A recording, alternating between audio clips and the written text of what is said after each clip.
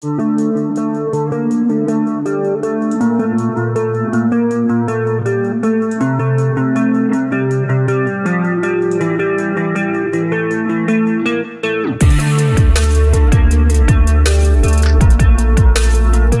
l'école professionnelle des arts de la Seine de Mâcon, on apprend à être artiste. Pour découvrir le quotidien de ces élèves hors du commun, nous accueillons Pauline Caviglia, étudiante en dernière année à l'EPAS. Bonjour Pauline. Bonjour. Vous avez commencé la danse à l'âge de 3 ans. C'était par passion ou pour le besoin de pratiquer une activité physique ? C'était un peu les deux. En soi, quand j'étais petite, j'étais très énergique et mes parents n'arrivaient pas à me canaliser. Du coup, ils se sont dit on va commencer à faire un peu de sport, ça peut être bien. Et ils m'en ont proposé plein de différents et en fait, dès que j'ai vu des ballerines danser, je me suis dit il faut que je fasse ça. Et du coup, c'est comme ça que je suis rentrée dans la danse. À partir de 11 ans, vous avez eu beaucoup de problèmes de santé. Cela vous a obligé à arrêter la danse quand vous aviez 13 ans. Comment l'avez-vous vécu ? Sur le coup, très mal. Ça n'a pas du tout été facile parce que je vivais là-dedans depuis que j'avais 3 ans et c'était vraiment une énorme partie de ma vie que j'étais obligée de mettre en pause. Mais après coup, quand j'y repense, je me rends compte que c'était salutaire et important et je regrette pas d'avoir arrêté parce que si j'avais pas arrêté, aujourd'hui je pourrais plus danser du tout. Donc en soi, c'était un choix très compliqué mais vraiment nécessaire. À 7 ans, vous avez commencé le chant et le théâtre. Quel déclic vous a donné envie de vous inscrire à l'école professionnelle des arts de la Seine de Mâcon ? J'ai découvert l'EPAS assez tôt, je devais avoir 15 ans. Depuis quelques années, je cherchais une école dans laquelle je pourrais aller après le lycée pour pouvoir me former de façon plus complète dans le chant, la danse et le théâtre. Et c'était vraiment très important pour moi qu'il y ait ces 3 disciplines et au même niveau. Pas plus le chant ou plus le théâtre ou plus la danse parce que je ne m'imagine pas vivre sans l'une de ces 3 disciplines. Et du coup, quand j'ai découvert l'EPAS, ce qui m'a attirée, c'est forcément qu'il y avait ces 3 disciplines-là, mais c'était aussi le fait que c'était une toute petite école dans laquelle on était 5 ou 6 par promotion grand maximum. Et c'était le fait du coup qu'il y avait vraiment un accompagnement personnalisé de chaque étudiant dans son évolution artistique. On n'était pas juste des numéros qui devaient apprendre des chorégraphies par cœur, on était des êtres humains et on prenait en compte ce qu'on disait. C'est ça qui m'a vraiment intéressée.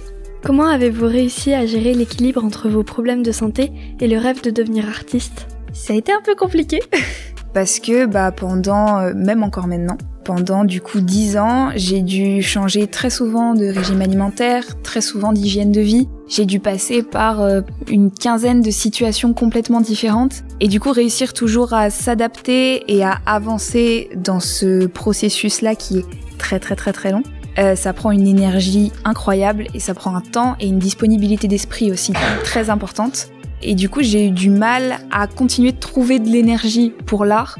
Mais en même temps, c'était probablement les seuls moments de la semaine où je pouvais vraiment me sentir complète et entière et où j'avais pas l'impression d'être dirigée et conduite par mes soucis de santé, mais vraiment par ce que j'étais et ce que je pouvais donner. J'étais plus la Pauline malade, j'étais la Pauline artiste. Et ce petit moment dans la semaine était vraiment vital pour moi et je pense que si je l'avais pas eu, j'aurais nettement moins réussi à gérer aussi, entre guillemets, facilement la chose.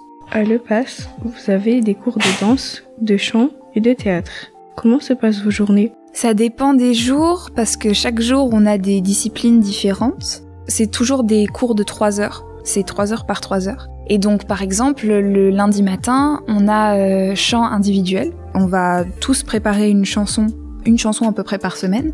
Et on va passer devant le professeur avec cette chanson. On va lui chanter. Il va nous faire des retours. Il va nous dire s'il y a des choses à modifier, s'il y a des intentions ou des émotions à faire paraître dans cette chanson. Et puis, par exemple, l'après-midi, on a théâtre. Et du coup, là, on va plus travailler, par exemple, sur l'improvisation ou travail de texte. Quand on a de la danse, ça dépend quelle danse, parce qu'on a 3 types de danse différents. On a hip-hop, contemporain et jazz. Moi, je fais un peu de claquettes aussi à côté. Et du coup, en soi, dans chaque tronc de 3 heures, on va vraiment se concentrer sur la discipline qu'on est en train de travailler et on va vraiment essayer de la voir sous tous ses angles et tous ses aspects possibles. Quand on est artiste, on est souvent confronté aux critiques. Comment gérez-vous ces émotions négatives ? C'est pas facile tous les jours. Pas du tout, parce que en plus, quand on est artiste, il y a ce truc qui fait qu'on est aussi jugé sur notre physique. et sur ce qu'on dégage, sur un peu notre personnalité et ce qu'on peut apporter à un rôle. On est jugé sur ce qu'on est et ce qu'on peut apporter, pas sur notre capacité à remplir quelque chose ou à écrire quelque chose. C'est vraiment ce qu'on est nous. Et du coup, les critiques, en tout cas de mon point de vue, sont des fois un peu plus difficiles à accepter sans se sentir touché parce que justement, ça vient taper sur quelque chose qui est vraiment profond et ancré en soi. Mais plus j'avance et plus je reçois des critiques constructives, plus en fait je me rends compte que c'est pas dirigé contre moi. C'est simplement une façon d'améliorer l'artiste que je vais devenir. Et du coup, ça va un peu mieux, c'est un peu moins difficile. Vous écrivez des chansons, quels sont les thèmes qui vous inspirent ? Il y en a plusieurs. Les thèmes qui m'ont inspirée jusqu'à présent, c'est tous des thèmes qui ont fait écho aussi à ma propre vie. La dernière chanson que j'ai écrite, ça parle justement de mon parcours médical. J'ai aussi écrit sur l'amour paternel ou maternel, sur certains problèmes de société qui me touchent particulièrement et sur aussi des problèmes psychologiques ou psychiques qui peuvent parfois m'arriver ou arriver à des personnes que j'ai rencontrées. Mais ce qui est sûr, c'est qu'à chaque fois que j'écris une chanson, mon but c'est de faire passer un thème des fois un peu difficile, mais d'une façon poétique et douce qui va un peu dédramatiser ce thème-là. Mon but c'est pas de plomber pour plomber, c'est d'essayer de faire passer des messages qui me touchent, mais sans mettre des petits coups derrière la nuque de tout le monde. Vous êtes en train de construire une pièce avec Chloé Moller, une autre élève. Pouvez-vous nous expliquer les étapes de création ? Alors ça dépend des pièces. En soi, pour chaque pièce, les étapes de création sont différentes. Nous, on est parti de 2 petits tableaux de 10 minutes qu'on avait créés chacune. En fait, en février, à l'EPAS, on a quelque chose qui s'appelle la créa des étudiants. Et c'est un moment où chaque élève peut créer un tableau pluridisciplinaire, chant, danse, théâtre, sur le thème qu'il veut. Et avec Chloé, du coup, j'étais dans la création de Chloé cette année. Et en fait, on s'est rendu compte que nos 2 créations pouvaient, si on les entremêlait et qu'on créait des petites choses en plus, pouvaient vraiment s'imbriquer et créer une histoire complète. Donc en fait, on est parti du coup de ces 2 petits bouts d'histoire. Et là, on est en train d'essayer de les recoller. On veut rajouter d'autres personnages. On essaye en fait de créer un lien entre ces 2 petites histoires. Après vos études, vous allez passer des castings pour le cinéma ou le théâtre. Quel genre de rôle aimeriez-vous avoir ? Il y en a beaucoup. Il y a beaucoup de choses parce qu'il y a énormément de choses que j'aime jouer. Disons que les rôles dans lesquels on me voit le plus souvent, ce sont des rôles qui peuvent être un peu jeunes, pétillants et pleins d'énergie.